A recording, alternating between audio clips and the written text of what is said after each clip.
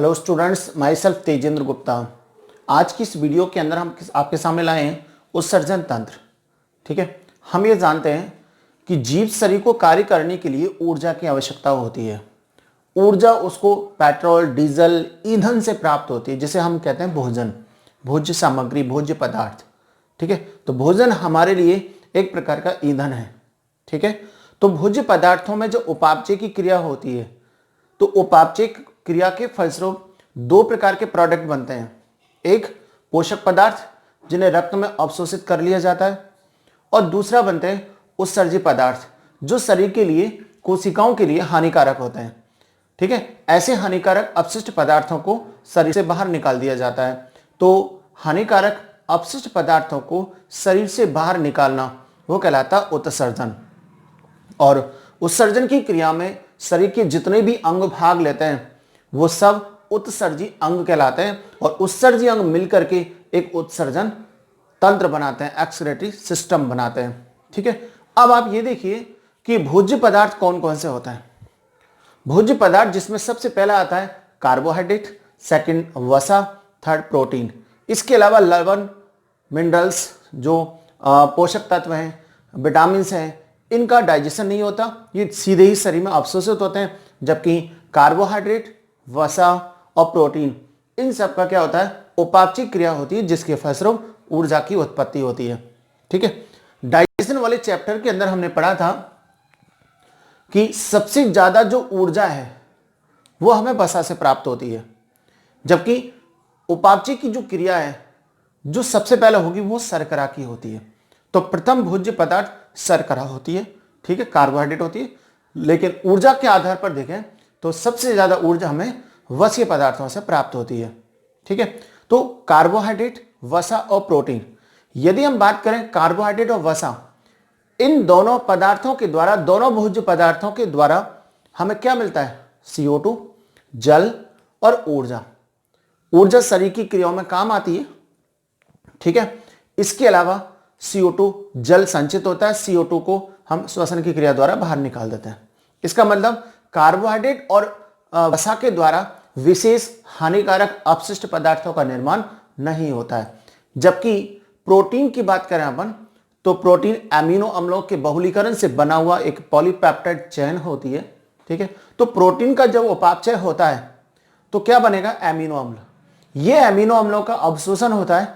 अवशोषण के बाद ये अमीनो अम्ल पुनः प्रोटीन बनाते हैं, लेकिन आवश्यकता से जो अधिक अमीनो अम्ल होते हैं उनका क्या होता है, डीअमीनेशन होता है, विअम्लीकरण होता है। और विअम्लीकरण से बनती है अमोनिया।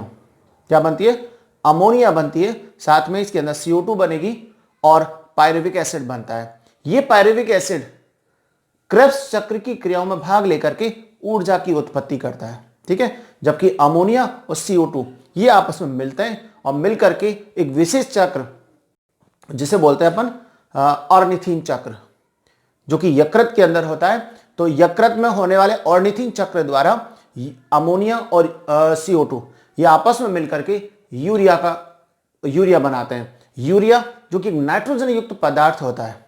ठीक है, इसके अलावा यदि न्यूक्लिक अम्लों का भी अपघटन होता है तो नाइट्रोजन युक्त वेस्ट पदार्थ ही बनते हैं। तो हम ये कह सकते हैं कि प्रोटीन और न्यूक्लिक अम्लों के उपापचय के फलस्वरूप नाइट्रोजन युक्त अपशिष्ट, हानिकारक अपशिष्ट पदार्थ जो बनते हैं, इन अपशिष्ट पदार्थों को शरीर से बाहर निकालना क्या कहलाता है, उत्सर्जन कहलाता है। ठीक है, तो यहां पर हमने दिखाया हुआ है इस चीज को कि कार्बोहाइड्रेट और वसा इन दोनों का उपापचय होता है तो CO2 और ऊर्जा बनती है। ठीक है, जबकि प्रोटीन और न्यूक्लिक अम्ल, प्रोटीन का उपापचय होता है तो अमीनो एसिड बनते हैं, अमीनो एसिड्स का विअम्लीकरण होता है तो अमोनिया, CO2 और पायरुविक अम्ल बनता है। पायरुविक अम्ल क्रेब्स चक्र में प्रवेश करके क्या बनाएगा, ऊर्जा की उत्पत्ति करता है, जबकि अमोनिया और CO2 ऑर्निथीन चक्र द्वारा क्या बनाता है, यूरिया। इसके अलावा जो न्यूक्लिक अम्ल है इनका उपापचय होता है तो भी नाइट्रोजन युक्त अपशिष्ट पदार्थ ही बनते हैं। तो इन नाइट्रोजन युक्त जो कोशिकीय क्रियाओं के लिए हानिकारक होते हैं, अतः इन्हें शरीर से बाहर निकालना अति आवश्यक होता है। ठीक है, और बाहर निकालने की जो क्रिया क्या कहलाती है, उत्सर्जन कहलाती है। ये बात समझ में आ गई। शरीर से इन पदार्थों को बाहर निकालना क्यों आवश्यक होता है, क्योंकि शारीरिक कोशिकीय क्रियाओं के लिए क्या होते हैं, विषैले होते हैं, हानिकारक होते हैं, इसलिए इनको निकालना बहुत आवश्यक होता है।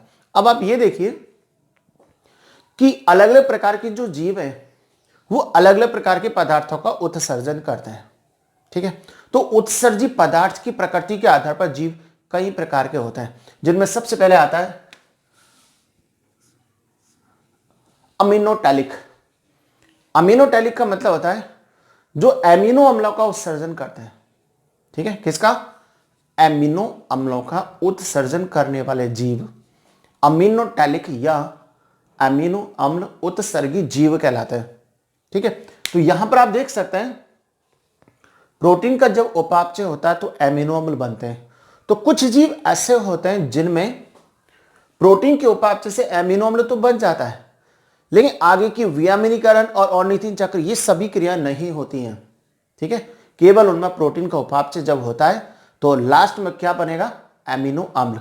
तो ये जीव जो बनने वाला उपापचय के फलस्वरूप बनने वाला जो एमिनो अम्ल है उसे शरीर से क्या कर देते हैं? बाहर कर देते हैं। अतः वे जीव जो नाइट्रोजन युक्त एमिनो अम्लों को शरीर से बाहर निकालते हैं उन्हें हम कहते हैं एमिनो अम्ल उत्सर्गी जीव। फॉर एग्जाम्पल मोलस्कन जैसे कि पाइला यूनियो, पाइला मीन्स घोंगा, यूनियो मतलब सीपी, इकाइनोडर्मेट्स जैसे एस्टेरियास, ये अमीनोटैलिक जीव होते हैं। सेकंड, अमोनोटैलिक जीव। कुछ जीव ऐसे होते हैं जिनमें प्रोटीन के उपापचय के फलस्वरूप बनने वाला एमिनो अम्ल का वियामिनीकरण हो जाता है और वियामिनीकरण से क्या बनती है? अमोनिया। लेकिन अमोनिया आगे की क्रियाओं में भाग नहीं लेता है। तो इन जीवों के अंदर कुछ जीव ऐसे होते हैं जिनके अंदर ये क्रिया होती है, लास्ट में जो बनने वाला प्रोडक्ट होता है वो अमोनिया होती है।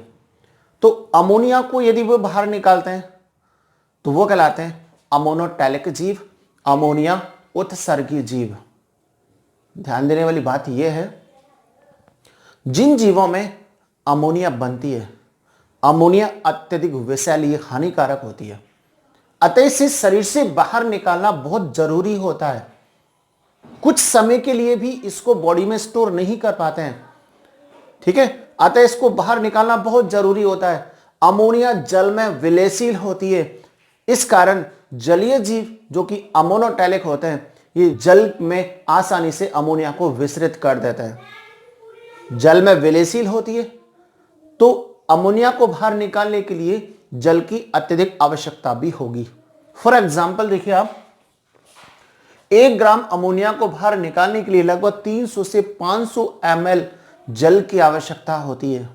ठीक है, अत्यधिक हानिकारक है, विषैली है, शरीर में संचय नहीं कर सकते, तो इसलिए अमोनिया को तुरंत बाहर निकालना आवश्यक होता है। ठीक है, जलीय जीव ही अमोनोटैलिक होते हैं क्योंकि उनको जल में आसानी से ये इसको विसरित कर देते हैं। स्तनधारी जीव अमोनोटैलिक नहीं होते हैं। ठीक है, उदाहरण के रूप में आप देख सकते हैं प्रोटोजोआ, पॉरीफेरा, हाइड्रा जो कि सिलेंट्रेटा का है, एनेलिड्स, जलीय आर्थ्रोपॉड्स, फिशेज, ये सब क्या होते हैं? अमोनोटैलिक होते हैं। इसके अलावा जो लार्वा होता है, किसका? टैडपोल लार्वा जो कि उभयचर, मेंढक का टैडपोल जो लार्वा होता है वो भी अमोनोटैलिक होता है। ठीक है, लेकिन जब जल से बाहर आता है, जल से बाहर आकर वयस्क में चेंज होता है तो वयस्क जो एम्फीबियंस होते हैं वो यूरियोटैलिक होते हैं। तो कुछ जीव ऐसे होते हैं जो दोनों प्रकार के पदार्थों का उत्सर्जन कर सकते हैं, उनको बोलते हैं एम्फीटैलिक यानी उभय उत्सर्गी जीव। इसके बारे में हम बात करेंगे। इसके बाद आता है यूरियोटैलिक, वे जीव जो यूरिया का उत्सर्जन करते हैं। ठीक है, यूरिया का निर्माण यकृत की कोशिकाओं में ऑर्निथिन चक्र के द्वारा होता है। ठीक है, यूरिया प्रोटीन के उपापचय के फलस्वरूप जो अमीनो अम्ल बना है, इस अमीनो अम्ल का वियामिनीकरण होगा तो अमोनिया बनेगी और ये अमोनिया CO2 से मिलकर क्या बनाती है? यूरिया। यूरिया जल में विलेयशील होती है लेकिन अमोनिया से कम। ठीक है, अमोनिया से कम विषैली होती है, अमोनिया से कम भी जल में विलेयशील होती है। अतः इसको शरीर से बाहर उत्सर्जित करने के लिए कम जल की आवश्यकता होती है।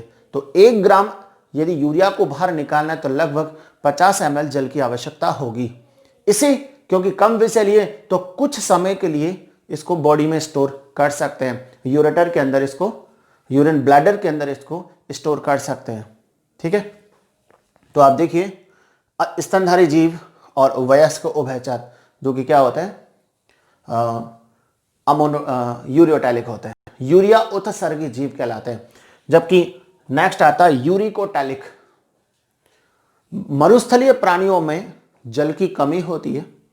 जल की कमी होने के कारण बॉडी को जल से बाहर, बॉडी से जल को बाहर कम से कम निकालें, अतः बॉडी को जल की आवश्यकता होती है।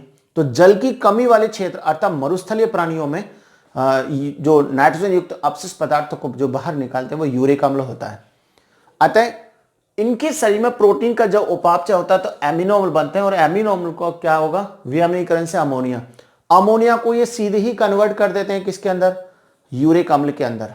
अतः यूरिक अम्ल जो होता है वो गाढ़ा होता है, ये पेस्ट के रूप में बाहर निकाल देते हैं, और कई बार इनका जो यूरिन होता है वो सूखने पर पाउडर जैसा भी हो जाता है। ठीक है, क्योंकि उसमें जल की मात्रा कम होती है। तो यूरिक अम्ल का उत्सर्जन करना स्तनधारी जो मरुस्थलीय स्तनधारी प्राणी है या मरुस्थलीय जीव है उनका एक आवासीय अनुकूलन भी कह सकते हैं। ठीक है, तो आप देखिए यहां पर यूरिक अम्ल का उत्सर्जन करते हैं, ये जल की कमी होने के कारण सीधे ही अमोनिया को यूरिक अम्ल में बदल देते हैं। सूखने पर ये पाउडर नुमा हो जाता है और ये पेस्ट के रूप में भी उत्सर्जन करते हैं, जो कि इनका एक क्या है, आवासीय अनुकूलन है। एग्जाम्पल मरुस्थलीय स्तनधारी प्राणी। ठीक है, इसके अलावा इंसेक्ट और रेप्टाइल्स होते हैं वो भी कैसे होते हैं, यूरिकोटैलिक होते हैं। इसके अलावा भी कुछ अन्य पदार्थ होते हैं जिन्हें जीव शरीर से बाहर भी अपशिष्ट पदार्थों के रूप में शरीर से बाहर निकालता है। ठीक है।